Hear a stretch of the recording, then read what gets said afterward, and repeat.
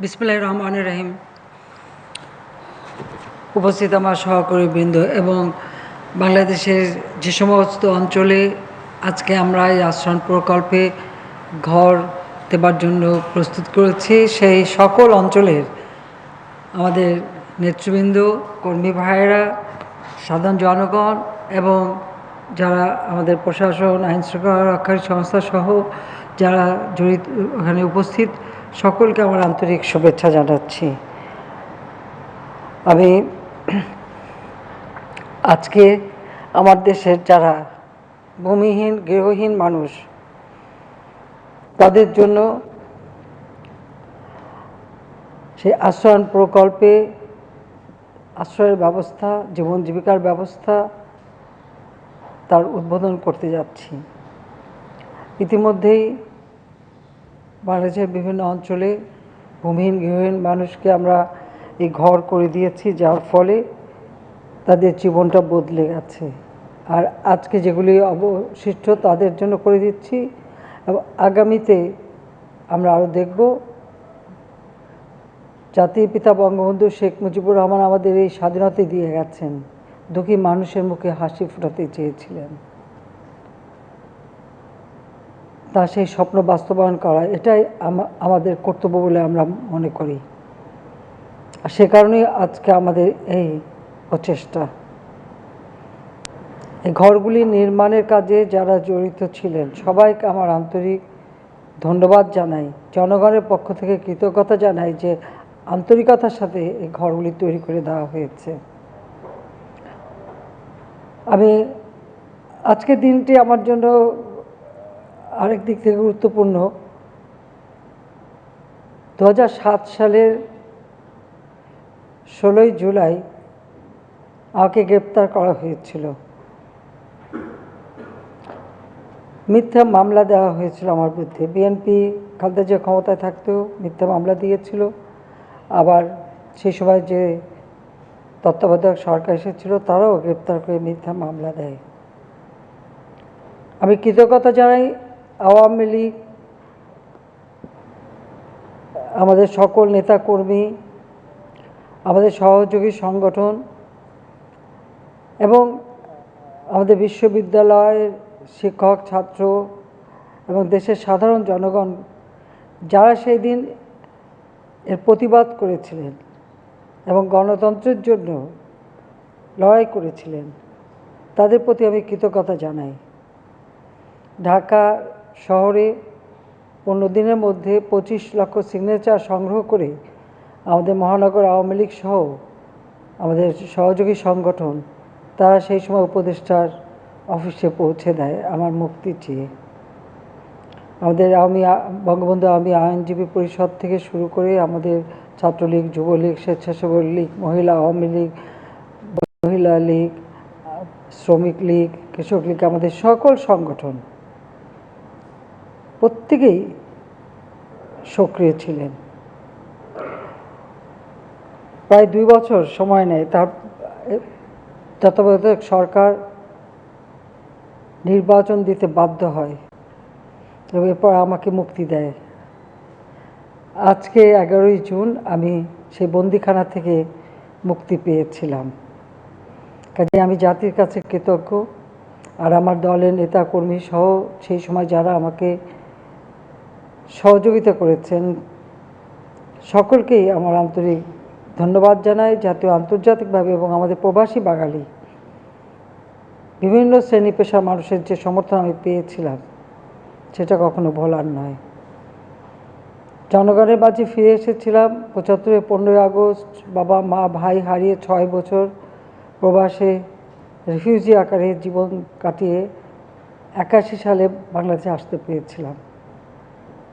তার কারণ হচ্ছে 1975 সালে 15ই আগস্ট আমার বাবা জাতির পিতা বঙ্গবন্ধু শেখ মুজিবুর রহমান, বাংলাদেশের রাষ্ট্রপতি, তাকে নির্মমভাবে হত্যা করা হয়। একই সাথে হত্যা করে আমার মা, আমার 3 ভাই, আমার ভাতৃবধূ থেকে শুরু করে আত্মীয় পরিবার পরিজন 18 জন সদস্যকে। আমি তাদের আত্মার মাগফিরাত কামনা করি। ছোট বোন রেহানার আমি বিদেশে ছিলাম, বেঁচে গিয়েছিলাম, কিন্তু সে বাঁচা বোধ হয় জীবনের থেকেও কঠিন ছিল। তারপর দেশে আসতে পারিনি। আমি জানি না আমার বাবার কী অপরাধ ছিল। তিনি তার সারাটা জীবন উৎসর্গ করেছিলেন বাংলাদেশের জনগণের জন্য, ক্ষুধা দারিদ্র্যে নিষ্পেষিত শোষিত বঞ্চিত মানুষগুলির ভাগ্য পরিবর্তনের জন্য।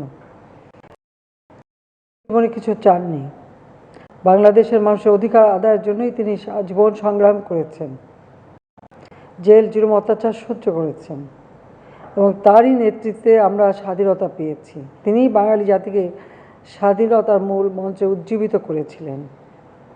জাতির পিতা বঙ্গবন্ধু শেখ মুজিবের ডাকে সাড়া দিয়ে এই দেশের মানুষ অস্ত্র তুলে নিয়ে যুদ্ধ করে বিজয় এনে দিয়েছিল। আর সেই বিজয়ের পর একটা যুদ্ধ বিধ্বস্ত দেশের শাসনভার তিনি হাতে নেন, যেখানে কোনো রিজার্ভ মানি ছিল না, কারেন্সি নোট ছিল না, গোলায় কোনো খাদ্য ছিল না, যুদ্ধকালীন সময় কোনো ফসল উৎপাদন হয়নি। তারপর রাস্তাঘাট, পুল, ব্রিজ, রেল ব্রিজ সব কিছু ধ্বংসপ্রাপ্ত, স্কুল কলেজ মসজিদ মাদ্রাসা সবই ধ্বংসপ্রাপ্ত। সেই ধ্বংসস্তূপের উপর শূন্য হাতে দাঁড়িয়ে এই বাংলাদেশটাকে তিনি এগিয়ে নিয়ে যাচ্ছিলেন এবং মাত্র 3 বছর 7 মাস সময় পেয়েছিলেন। একটি শোষিত বঞ্চিত জাতি, নির্যাতিত জাতি, তার উপর 30 লক্ষ শহীদ পরিবার, নির্যাতিত মা বোন এবং যারা আহত মুক্তিযোদ্ধা সকলেরই চিকিৎসা ব্যবস্থা এবং যারা শহীদ পরিবারকে আর্থিক সহায়তা, নির্যাতিত মা বোনদেরকে পুনর্বাসনের ব্যবস্থা করেছিলেন জাতির পিতা বঙ্গবন্ধু শেখ মুজিব। প্রত্যেক ঘরে ঘরে রিলিফ পণ্য পৌঁছে দেয় আমাদের আওয়ামী লীগের নেতাকর্মী। রাস্তাঘাট ছিল না, নৌকায় করে পায়ে হেঁটে বিভিন্ন প্রত্যন্ত অঞ্চলে সহযোগিতার হাত বাড়িয়েছিলেন। এভাবে যেমন একদিকে যুদ্ধবিধ্বস্ত দেশ গড়ে তোলা, অপরদিকে দেশকে আর্থসামাজিক উন্নয়নের পথে তিনি এগিয়ে নিয়ে যাচ্ছিলেন। আর তখন এলো সেই চরম আঘাত। আমি আজকের দিনে জাতির পিতা বঙ্গবন্ধু শেখ মুজিবের প্রতি শ্রদ্ধা জানাচ্ছি। শ্রদ্ধা জানাই জাতীয় চার নেতার প্রতি, 30 লক্ষ শহীদের প্রতি, 2 লক্ষ মা বোনের প্রতি। মহান আত্মত্যাগের মধ্য দিয়ে আমরা স্বাধীনতা পেয়েছিলাম, কিন্তু সেই স্বাধীনতার সব সুফল মানুষের দ্বারে পৌঁছাবার পূর্বেই 15ই আগস্ট জাতির পিতাকে হত্যা করে সব কিছু যেন কেমন পাল্টে দেওয়া হয়ে যায়। দেশটা চলে আসে যুদ্ধাপরাধী খুনিদের হাতে। এদেশের ভূমিহীন মানুষ, গৃহহীন মানুষ, তাদেরকে আশ্রয় দেওয়ার জন্য সর্বপ্রথম নোয়াখালীতে, এখন যেটা লক্ষ্মীপুরে, জাতিপিতা সর্বপ্রথম এই ভূমিহীন মানুষকে ঘর এবং খাস জমি বিতরণ শুরু করেন এবং পর্যায়ক্রমিকভাবে সমস্তগুলো বাংলাদেশের প্রত্যেকটা ভূমিহীন মানুষ, গৃহহীন মানুষ তাদের ঘর, আশ্রয় এবং ফসল উৎপাদনের জন্য জায়গা এটা দেবেন। সমস্ত খাস জমি ভূমিহীনদের মাঝে বিতরণ করবেন। সেটাই ছিল তাঁর লক্ষ্য, যে কোনো মানুষই গৃহহীন থাকবে না, ঠিকানাবিহীন থাকবে না। কিন্তু 15ই আগস্টের পর আমরা দেখেছি যে সেই উদ্যোগ আর কারো ছিল না। অবৈধভাবে সংবিধান লঙ্ঘনকারী ক্ষমতাসীনরা এদেশের মানুষের ভাগ্য নিয়ে ছিনিমিনি খেলতেই ব্যস্ত ছিল। 21 বছর পর আওয়ামী লীগ সরকারে আসে। আমরা এসে জনগণের সেবক হিসেবে আমাদের যাত্রা শুরু করি। তখন থেকেই আমি উদ্যোগ নিয়েছিলাম যে ভূমিহীন মানুষদের জন্য আমরা যা পারি, তখন আর্থিক অবস্থা বাংলাদেশের খুবই খারাপ ছিল, তার মধ্যেও ভূমিহীন মানুষকে ঘর তৈরি করে দেওয়ার জন্য আশ্রয়ণ প্রকল্প নামে একটি প্রকল্প নিয়ে আমরা ঘর বানাতে শুরু করি। 97 সালে ঘূর্ণিঝড়ে যারা ক্ষতিগ্রস্ত, সেই প্রথম আমরা এটা সেন্ট মার্টিন দ্বীপে আমি 70টা পরিবার পেয়েছিলাম, তাদেরকে প্রথম ঘর করে দিই। এবং ঘরগুলি যেহেতু জায়গার খুব অভাব ছিল, আমরা ব্যারাক হাউস করে প্রত্যেকে একটা ভালো প্রশস্ত কামরা এবং তাদের জন্য ল্যাট্রিনের ব্যবস্থা, অন্যান্য ব্যবস্থা করে দিয়েছিলাম। আর সেইভাবেই যাত্রা শুরু আশ্রম প্রকল্পের। দ্বিতীয় দফা যখন সরকারে আসলাম 2009 সালে, কারণ আজকে এই দিনই মুক্তি পেয়েছে, এই মুক্তি পেয়ে যখন নির্বাচনটা হলো, সেই নির্বাচনে আওয়ামী লীগ এককভাবে 233টা সিট আমরা পেয়েছিলাম। বাংলাদেশের মানুষ আস্থা বিশ্বাস রেখেছিল আমাদের উপর। যে মানুষগুলো আমাদের উপরে আস্থা বিশ্বাস রেখেছে তাদের সেবা করা এটাই আমাদের দায়িত্ব। ঠিক আমার বাবা যেভাবে নিজেকে বাংলাদেশের জনগণের সেবক হিসেবে ঘোষণা দিয়েছিলেন, আমিও তার পদাঙ্ক অনুসরণ করে বাংলাদেশের মানুষের সেবক হিসেবেই নিজেকে আমি উপস্থাপন করি। এবং আমার চেষ্টা হচ্ছে এই বাংলাদেশ, লাখো শহীদের রক্তে অর্জিত বাংলাদেশ, এ বাংলাদেশ কখনো পিছিয়ে থাকতে পারবে না। এ বাংলাদেশকে এগিয়ে নিয়ে যেতেই হবে। এদেশের মানুষ ক্ষুধা দারিদ্র থেকে মুক্তি পাবে, প্রত্যেকটা মানুষ সুন্দর জীবন পাবে, সেটাই আমাদের লক্ষ্য। আর সেই লক্ষ্য নিয়েই আমরা কাজ করে যাচ্ছি। ইতিমধ্যে আমরা বিভিন্ন জায়গায় এই আশ্রম প্রকল্প দিয়ে মানুষকে পুনর্বাসন করেছি। কিছুক্ষণ আগে আপনারা দেখলেন যে তাদের জীবনের যে পরিবর্তনটা এসেছে, একটা আত্মবিশ্বাস, আত্মমর্যাদাবোধ ফিরে এসেছে। একটি দেশকে উন্নত করতে হলে এটা সবথেকে বেশি প্রয়োজন। আজকে আমরা এই মুহূর্তে নতুনভাবে আবার ঘর দেব যারা ভূমিহীন।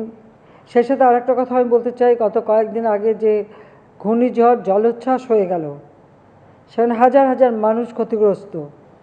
ইতিমধ্যেই আমরা কিন্তু তালিকা করেছি কোন কোন এলাকায় কতগুলি ঘর সম্পূর্ণভাবে বিধ্বস্ত হয়েছে, কতগুলি আংশিক বিধ্বস্ত হয়েছে।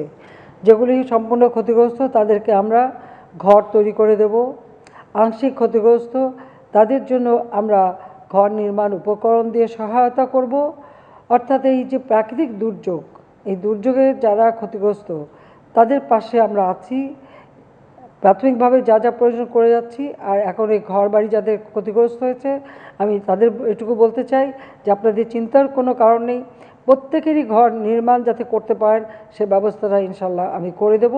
এবং সেভাবেও আমরা ইতিমধ্যে প্রস্তুতি নিয়েছি, প্রত্যেক এলাকা থেকেই আমরা তথ্য সংগ্রহ করেছি এবং সেই অনুযায়ী আমরা এই সহায়তাটা পাঠাবো। আমাদের এই ঝড় জলোচ্ছ্বাস, ঘূর্ণিঝড়, বন্যা, নদী ভাঙন এ নিয়েই তো আমাদের বাঁচতে হবে, কিন্তু আমাদের দেশের মানুষের ক্ষতি যাতে কম হয় সেদিকে আমাদের বিশেষভাবে দৃষ্টি দিতে হবে, সেদিকেই আমরা লক্ষ্য রাখছি। আজকে যে ঘরগুলি আমরা আপনাদেরকে দেব, এখানে আশ্রম প্রকল্প 2-এর অধীনে পঞ্চম পর্যায়ে দ্বিতীয় ধাপে 18,566টি ভূমিহীন গৃহহীন পরিবারকে জমি ও গৃহ হস্তান্তর এটা করা হবে। সেখানে আমাদের বিভিন্ন অঞ্চল থেকে, সব জায়গায় আমি হয়তো কথা বলতে পারবো না, কয়েকটি জায়গার সাথে আমি যুক্ত হব। তো যারা ঘর পাচ্ছেন তাদের আমি অভিনন্দন জানাই। আর সেই সাথে আমি আরেকটা কথা বলবো, সেটা হলো যে ঘরগুলো আমরা করে দিচ্ছি এটা কিন্তু আমার আপনার সম্পত্তি, যে পাবেন, যে নিচ্ছেন, যে পাচ্ছেন আপনার নিজের সম্পত্তি। কাজে এটাকে রক্ষণাবেক্ষণ, এটাকে শুদ্ধভাবে রাখা, এটা যত্ন নেওয়া, এটা আপনার দায়িত্ব। বিদ্যুৎ ব্যবহারে অবশ্যই সাশ্রয়ী হতে হবে, মিতব্যয়ী হতে হবে এবং যে জিনিসটা আপনি পাচ্ছেন কোনো অর্থ খরচ করতে হচ্ছে না, কিন্তু সেটাকে আপনাকেই রক্ষা করা, আপনার নিজের সম্পদ হিসেবে যত্ন নিতে হবে, সেটাই আমি আপনাদের বলবো। আমরা যারা বিভিন্ন সময় নদী ভাঙ্গা ক্ষতিগ্রস্ত তাদেরকেও আমরা সহযোগিতা করে যাচ্ছি, সহযোগিতা করে যাব। কারণ আমাদের সকলের এটাই লক্ষ্য যে জাতির পিতা যে জাতির জন্য এভাবে জীবন দিয়ে গেছেন তার আকাঙ্ক্ষা পূর্ণ করাটাই আমাদের কাজ। তিনি সেই লক্ষ্মীপুর, এখন সেটা একসময় নোয়াখালীর অংশ ছিল, পরে লক্ষ্মীপুর জেলা হয়। আপনারা জানেন যে বঙ্গবন্ধু শেখ মুজিব স্বাধীনতার পর আমাদের যতগুলি মহকুমা ছিল সব মহকুমাগুলিকে জেলায় তিনি উন্নত করে দিয়ে যান, যে কারণে লক্ষ্মীপুর জেলা। আর ওই লক্ষ্মীপুর জেলার রামগতি উপজেলার চরপোড়াগাছা, সেখানে কিন্তু প্রথম তিনি গুচ্ছগ্রাম পরিকল্পনা নেন এবং সেখানে ঘর তৈরি করে দেন। এবং ওই সব অঞ্চলে অনেক চর ছিল, সেই জায়গাগুলি তিনি খাস জমিগুলি মানুষের মাঝে বিতরণ করেন এবং তিনি সকলের জমির একটা সিলিং ঠিক করে দেন। এর অতিরিক্ত জমি যা থাকবে খাস জমি করে সেগুলি মানুষের মাঝে, ভূমিহীন গৃহহীন এবং তাদের মাঝে বিতরণ করবেন, সেই ব্যবস্থাটাও তিনি নিয়েছিলেন। কাজে আজকে আমরা তার সেই পদাঙ্ক অনুসরণ করেই পদক্ষেপ নিচ্ছি যে কীভাবে আমরা এদেশের মানুষের ঘর বাড়ি তৈরি করে দিয়ে মানুষের জীবন মান উন্নত করতে পারি। আমাদের গৃহীত নানা প্রোগ্রাম যেগুলি আমরা করে যাচ্ছি সামাজিক উন্নয়নের জন্য, এর শুভ ফলটা কিন্তু সাধারণ মানুষ পেতে শুরু করেছে। প্রত্যেকটা গ্রামকে আমরা নাগরিক সুবিধায় নিয়ে আসব, প্রত্যেকটা গ্রামের মানুষ নাগরিক সুবিধা পাবে, আমরা সেই নাগরিক সুবিধাও নিশ্চিত করে যাচ্ছি। পাশাপাশি রাস্তাঘাট, পুল ব্রিজে উন্নয়ন করা, ঘরে ঘরে বিদ্যুৎ দেওয়া, সোলার প্যানেল দেওয়া এবং সেই সাথে দেশের মানুষের অন্ন, বস্ত্র, বাসস্থান, চিকিৎসা, শিক্ষা, যেটা আমাদের সংবিধানে যে সংবিধান জাতিপিতা বঙ্গবন্ধু শেখ মুজিব স্বাধীনতার পর মাত্র 9 মাসের মধ্যে প্রণয়ন করেন, 10 মাসের মধ্যে সেটা আমরা গ্রহণ করি। কাজে সেই সংবিধানের নির্দেশ অনুযায়ী কিন্তু আমরা মানুষের এই মৌলিক চাহিদাগুলি পূরণ করবার পদক্ষেপ নিয়েছি, যার শুভফল দেশবাসী আজকে পেতে শুরু করেছে। আমি জানি কোভিড-19 মহামারী এবং ইউক্রেনে আসা যুদ্ধ, গাজায় সেই ইসরায়েলের গণহত্যার কারণে সারা বিশ্বব্যাপী অর্থনৈতিক মন্দা চলছে, মূল্যস্ফীতি বেড়েছে।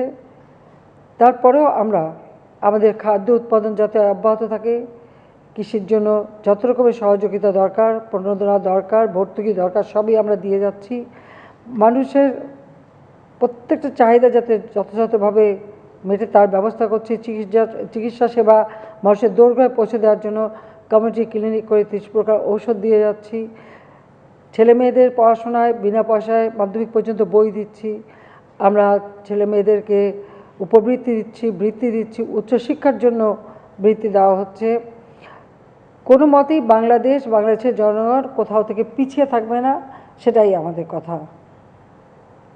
ডিজিটাল বাংলাদেশ গড়ে তুলব কথা দিয়েছিলাম, আজকের বাংলাদেশ ডিজিটাল বাংলাদেশ। 2008-এর নির্বাচনে আমাদের যে নির্বাচন ইশতেহার ছিল বলে আমরা যেটা ঘোষণা দিয়েছিলাম, সে 2021 সালের মধ্যে 20 সালে জাতির পিতার জন্ম শতবার্ষিকী এবং 2021 সালে স্বাধীনতার সুবর্ণ জয়ন্তী আমরা উদযাপন করব। সেখানে বাংলাদেশটা যে বদলে যাওয়া বাংলাদেশ রূপকল্প 2021 আমরা ঘোষণা দিই। আজকে তা আমরা বাস্তবায়ন করেছি। এখন আমরা উন্নয়নশীল দেশের মর্যাদাও পেয়েছি। 2026 সাল থেকে যাত্রা শুরু হবে, তার প্রস্তুতিও আমরা নিচ্ছি। দারিদ্রের হার আমরা কমিয়েছি, যেটা 41 ভাগ ছিল 18.7 ভাগে নামিয়ে এনেছি। হতদরিদ্র 25 ভাগ থেকে 5.6 ভাগে আমরা নামিয়ে আনতে সক্ষম হয়েছি। খাদ্য উৎপাদন আমরা বৃদ্ধি করেছি, খাদ্য পুষ্টি নিশ্চয়তার ব্যবস্থা আমরা নিয়েছি। তবে সেই ক্ষেত্রে আমার অনুরোধ থাকবে আপনাদের কাছে, যাদের জমি আছে, এটা আপনারা যারা শুধু ভূমির গৃহহীন তা না, যারা ভূমি নাই তাদের তো জমি আমরা যেখানে যেখানে জমি পাওয়া যাচ্ছে সেখানে আমরা জমি দিচ্ছি। এর বাইরেও যারা উপস্থিত আছেন বা আমার কথা শুনছেন, সকলকে আমি এই আহ্বান জানাবো, কোথাও যেন 1 ইঞ্চি জমি অনাবাদি না থাকে। অনাবাদি জমিগুলি চাষের আওতায় আনা, যে যা পারেন উৎপাদন করা। জলাশয় থাকলে সেখানে মাছের চাষ, জমি থাকলে ফসলের চাষ, ভিটি থাকলে সেখানে গাছ লাগান, অর্থাৎ যে যতটুকু পারেন উৎপাদন করেন। জাতিপিতা বলেছিলেন ভিক্ষুক জাতির কোনো ইজ্জত থাকে না। তা আমরা কারোর কাছে ভিক্ষাকে চলতে চাই না, হাত পেতে চলতে চাই না। যতটুকু আমাদের সম্পদ সেটাই যথাযথ কাজে লাগিয়ে আমরা নিজের পায়ে দাঁড়িয়ে মাথা উঁচু করে চলবো, সম্মানের সাথে চলবো, সেভাবেই বাংলাদেশকে গড়ে তুলব। সেখানে আপনাদের সকলের সহযোগিতা একান্তভাবে দরকার। কাজে সেই দিকে আপনারা বিশেষভাবে দৃষ্টি দেবেন। আমরা ঘরে ঘরে বিদ্যুৎ দিয়েছি, এখানে মেলা টাকা ভর্তুকি দিতে হয়। কাজে বিদ্যুৎ উৎপাদনে আমাদের যেমন খরচ হয়, কিন্তু আপনাদের আমরা তার থেকে খুব কম পয়সায় দিচ্ছি। সেই ক্ষেত্রে বিদ্যুৎ ব্যবহারে আপনাদের সাশ্রয়ী হতে হবে, হয়তো বিদ্যুৎ অপচয় করবে না। পানি ব্যবহারে সাশ্রয়ী হতে হবে। প্রত্যেকটা জিনিস নিজের মনে করে যত্ন নিতে হবে। এটা আমাদের, এই কথাটা সকলের জন্য প্রযোজ্য। কাজে প্রত্যেককে আমি এই অনুরোধটা জানাবো, যারা বিত্তবান আছেন অথবা যারা একেবারে ধৈর্য, সকলের জন্যই প্রযোজ্য। আমি বলবো যে যেটুকু সম্পদ সেটা যদি আমরা যথাযথভাবে ব্যবহার করি, তাহলে আমাদের কখনো পিছন ফিরে তাকাতে হবে না, আমাদের অগ্রযাত্রা আমরা অব্যাহত রাখতে পারবো। আজকে আমি যে জায়গাগুলি এখন আমরা ঘোষণা দিচ্ছি, যেখানে সম্পূর্ণ নতুন সম্পূর্ণ ভূমির গৃহহীন মুক্ত 70টি জেলা, যে জেলায় যে সমস্ত এলাকায় আমরা ঘর দেব, সেই নামগুলি আমি এখন ঘোষণা দেব। আজকে যেগুলি দিচ্ছে এটা সেই নাম 70টা। এখানে ঢাকা, ধামরাই, গোপালগঞ্জ সদর, শরীয়তপুর, নড়িয়া জাজিরা, ফরিদপুরের সদরপুর, নেত্রকোনা, খালিয়াঝুরি,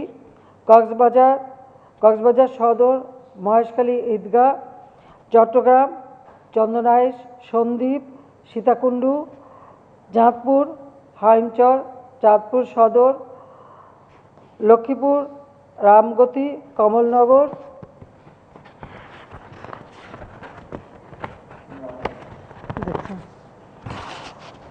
নোয়াখালী, হাতিয়া, কোম্পানিগঞ্জ, সুবর্ণচর, কুমিল্লা, আদর্শ সদর, মুরাদনগর, ফেনী, সোনাগাজী,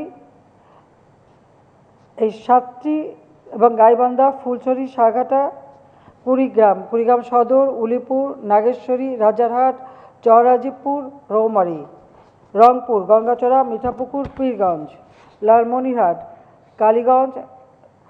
লালমনিরহাট সদর, পাটগ্রাম, হাতীবান্ধা, আদিতমারি, নীলফামারী, সৈয়দপুর, সিরাজগঞ্জের চৌহালি, বগুড়া, শেরপুর, সাতক্ষীরা, আশাশুনি, যশোর, মনিরামপুর, খুলনা, পাইকগাছা, কয়রা, দাকব, নড়াইল, লোহাগড়া, নড়াইল সদর, বাগেরহাট সদর, শরণখোলা, রামপার, মোল্লাহাট, ফকিরহাট, চিতলমারি, মোরেলগঞ্জ, মংলা, কচুয়া, ভোলা, বোরহানউদ্দিন, চরফ্যাশন, মনপুরা, বরগুনা সদর, আমতলী, বরিশাল সদর, হিজলা, গৌরনদী, হবিগঞ্জ, আজমিরীগঞ্জ, সুনামগঞ্জ, দিরাই, ছাতক, জগন্নাথপুর, জামালগঞ্জ।